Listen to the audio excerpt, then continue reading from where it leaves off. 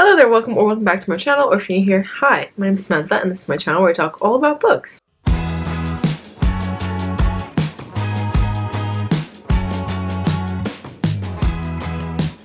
Anyway, today I'm coming to you with my March wrap-up. So I'm going to be talking about all of the books that I read in March. Spoiler alert, it is actually just one book that I read in March. I did not have a good reading month in March because of a book that I'm going to talk about, although I didn't actually finish it until this morning, April 2nd. So yes, I'm gonna talk about two books that I've technically finished in April, but I just want to talk about them now while they're fresh in my mind. I also never posted a February wrap-up because I did a themed reading vlog in February where I read 3 romance books and I reviewed them in quite a bit of detail in that video. So I only read 2 other books in that month, so I didn't really feel like doing a wrap-up. So I'm actually going to cover the books I read in February and the ones I read in March and the 2 that I've finished since the start of April yesterday. We're just going to talk about some books that I've read in the last couple of months. So normally I do my wrap-ups in rating order from worst to best, and I'm going to keep that up. I was going to do it in chronological because I'm doing a couple months, but I'll just do it from worst to best because that works better for my mind. I prefer that way. And in January I started off the year by going over my monthly reading stats on Storygraph, and I was going to keep that up every month, but then because I'm mixing months, I'm not going to do it this month, but I will resume that in April, assuming that I have a good reading month in April. But considering the fact that it's the second day I've already finished 2 books, like, it's pretty cool. I think I'm feeling a lot better now that one book that I was not enjoying is finally over. Anyway, so all of that prefacing, let's just get into the books. So I actually have had 3 DNFs in the last 2 months, which if you don't know, DNF stands for did not finish. So these are books where I read a pretty decent chunk and then I decided to stop reading it because I just was no longer interested. So yeah, I had 3 DNFs. I had 1 2-star rating, 1 3.5, 3 4-star ratings, 1 4.25 and 1 4.5. So not a single 5-star, but that's okay. So yeah, the biggest issue are the 3 DNFs and the 1 2-star. Like, that has really just brought my reading down in the last month. March was just, yeah, not a good time in terms of reading. It also rained pretty much every single day in March apart from maybe 2 days. So my mood was also not great in March. But anyway, let's get on with it. The first book that I'm going to talk about, the first one that I didn't finish, was The Fastest Way to Fall by Denise Williams. I did talk about this in that romance reading vlog, so I will obviously link that up in the card in case you're interested. And I'm just going to go over the books from that vlog very briefly, but essentially I just didn't feel like the chemistry was there with this one. It is a romance book following our 2 characters, Wes and Britta, and Britta works for this sort of magazine company, and she's writing an article about a new fitness app where you get paired with a personal trainer, and she's paired up with this guy called Wes, who's actually the one of the guys who runs the company that she's writing an article about. Anyway, and then through their little online chats, they start to fall in love, and then they meet in person, and it kind of turns to friends to lovers, and it all just kind of went on a bit too long, and they weren't getting to the good stuff fast enough for my liking. They started to cool down in the middle of the book instead of heating up. So yeah, I did read about 50% of the book, and I just was not enjoying it, unfortunately, so I stopped reading it. And yeah, I have heard that her first book is a lot better, which is How to Fail at Flirting, so I will be checking that one out at some point, but this one, it wasn't doing it for me, so I stopped reading it, unfortunately. And the next book that I decided to DNF was a really popular one, so I'm a bit nervous about this. Randomly in March I started reading Radio Silence by Alice Oseman because I had the ebook and I've been trying to read more books on my Kindle because I got a Kindle for my birthday and I hadn't actually read anything from it until this month, or I guess last month. It's April now. So yeah, in March I decided I was going to try out some of these books that I have on my Kindle. So I started reading Radio Silence, and there's nothing wrong with it. It wasn't even that I was like actively not enjoying my time. I just wasn't really having a good time. I was just kind of there. I knew it was going to be maximum a 3-star book, so I just decided, you know what, I don't have time to be reading these books that I'm not enjoying. I was already reading another book which I have finished and I didn't enjoy it, but we'll talk about that in a little bit. So I was just like, you know, I'm really looking for something that I'm going to enjoy, and I just know that this is max of 3 stars. My new thing is if I've read a quarter of the book or more and I'm not enjoying it, just give up. Apart from one book, which I didn't, but it's fine. The last book that I did not finish in March was one that I started like a couple days after I decided to stop reading Radio Silence. I still wanted to read something on my Kindle, so I was like, okay, let me pick up this ebook, which I started years ago and put down. And I thought at the time it was just, I just wasn't in the mood for it. But actually, I think it's actually just this is not the book for me. Anyway, so I started reading The Boyfriend Project by Farah Roshan. I started reading this book, as I said, I think it was 2020 or 21 that I started reading this for the first time. I wasn't enjoying it at the time, so I thought, okay, I'll put it down and come back to it later when I feel more like a romance. This one is just weird because I feel like the chemistry between the characters was just like non-existent. It's just all of a sudden they start like both having a crush on the other one, and it just kind of came out of nowhere. And I also just was not a huge fan of the writing style. For some reason it was just really not for me. I feel like typically in a romance book I prefer it to be written in first person rather than third person, and this was written in third person, and it just, I don't know, it's kind of weird. And we also got two perspectives, like we got perspectives from both of the main characters, and I just felt like there wasn't really much difference between them. It was quite difficult for me to tell them apart. So yeah, again, I read about a quarter of this and I just decided, you know what?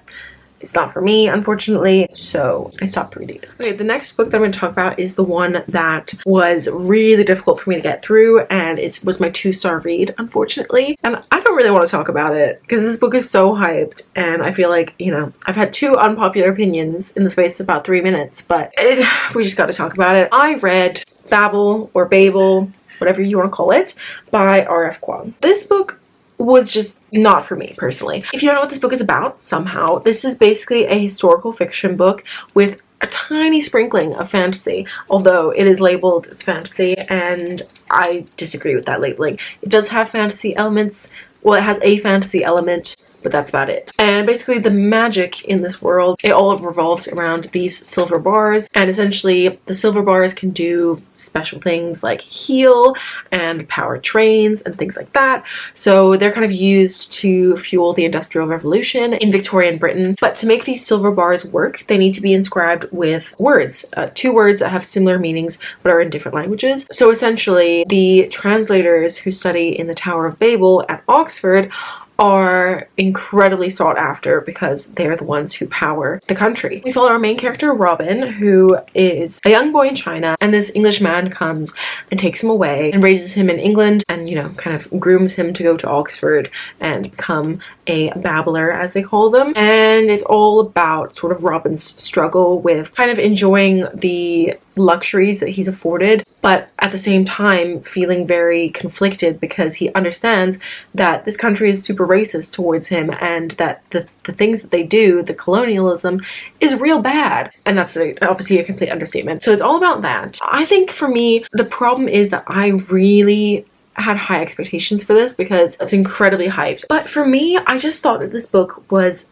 really boring, unfortunately. And I also think it was really repetitive. Like, it introduced these ideas and themes which would have been great if the book had been shorter, because it just kind of repeated itself in slightly different ways, I found. So yeah, I ended up giving this book a 2 out of 5 stars. Around a 2.5 probably. 2 to 2.5s around there. I also read quite a few reviews of this book of people who felt similar to me, so I'm going to link some of those down below. The way that they felt about the book is kind of how I felt, and I think that they summarize it a lot better than I'm doing now. Take my opinion with a grain of salt because, you know, everyone has their own opinion, and a lot of people love this book, but personally, this wasn't for me, unfortunately. Anyway, the next 2 books I have to talk about are actually 2 mangas. In February, I decided to read a couple of mangas because my fiance is obsessed with anime, and I wanted to be a good fiance and, you know, take an interest in his interests. So I read the first 2 volumes of Death Note, although I read the black editions, so it's actually the first 4 volumes. So I read the first 4 volumes of Death Note by Takeshi Obata and Tsugumi Oba, and I rated the first bind-up 3.5 stars and the second bind-up 4 stars. And if you don't know what this is about, Death Note follows our main character Light, who is 17 years old, and he is in class one day and he sees this notebook appear outside. Anyway, so he goes and gets the notebook, and it turns out it's called a Death Note, and essentially if you write somebody's name in the Death Note and you can picture them in your head, then that person will die. And so he kind of takes it upon himself to take on a bit of a vigilante role and starts killing all of these criminals. and it's all about sort of the case that ensues with that, because the police obviously want to find the person who's killing all of these criminals, because obviously killing the people is a criminal act in itself. And yeah, he's kind of dodging them and they're tracking him, and it's definitely a very thrilling series. I'm definitely enjoying it. I don't know if I'm actually going to continue on reading the mangas or if I'm just going to watch the show, because they are very similar, because I have now started watching the show with my fiance. So yeah, because obviously they're pretty spot on, I was getting a bit bored when we were watching the show, so I think I might not continue on with the manga, but I might just watch the anime. But yeah, I did really enjoy them. They were a good time and definitely something a little bit different from what I would normally read. The next book I'm going to talk about was my non-fiction pick for February, which I actually finished in March. Whoops. And I haven't finished my March non-fiction pick yet, because one of my goals for this year was to read one non-fiction book per month, because I really like non-fiction. I like to read and learn about a variety of topics. So my pick for February was Quiet: The Power of Introverts in a World That Can't Stop Talking by Susan Cain. I heard about this book I think sometime last year, and then somebody was returning it at the library in like December, and I was like, oh, I have to take this before I forget about it. And so I had this book for such a long time. Anyway, but I finally finished it and I really enjoyed this one. As it says in the title, it's all about introverts and sort of how introverts are kind of looked down upon in society, because everyone sort of has this extrovert ideal. Introverts are kind of deemed like socially awkward, and that's not it. It's not social awkwardness, it's just needing time by yourself to recharge. And I just found this book absolutely fascinating. I myself am very much an introvert. I love my time to myself. So yeah, it kind of made me reflect on certain things that I do in my life that do not kind of go along with my actual, you know, personality type of being an introvert. Like, for example, I think living in a big city is not a good idea for an introvert, because it's really hard to have time by yourself and to, you know, like, you can't get out into nature and be alone, which would be kind of nice. Or even, you know, just like me and my fiance or something. But yeah, if you go outside, there are just, you know, hundreds of people all the time, and it's very kind of stressful for introverts to be around that all the time. But yeah, I really enjoyed this one. Some parts of it were a little bit boring, like there was some talk about financial stuff, which was not the most interesting for me personally, so I ended up giving this one a 4 stars. The next 2 books were the other 2 books from my romance reading vlog. So I also read The Happy Ever After playlist by Amy Jimenez, which is actually the second book in the Friend Zone series, which I did not know. And I don't really think it matters if you read romance series out of order, because you know that in the first book the 2 characters were going to get together, so the fact that they're together in the next book, it's not really a big deal. Anyway, but this book follows our main character Sloane, who is really struggling to recover after the death of her fiance, who tragically died in a motorcycle accident. And so it is the anniversary of his death, so she's going to his grave to lay some flowers when she comes across this dog, and she can't find the owner anywhere.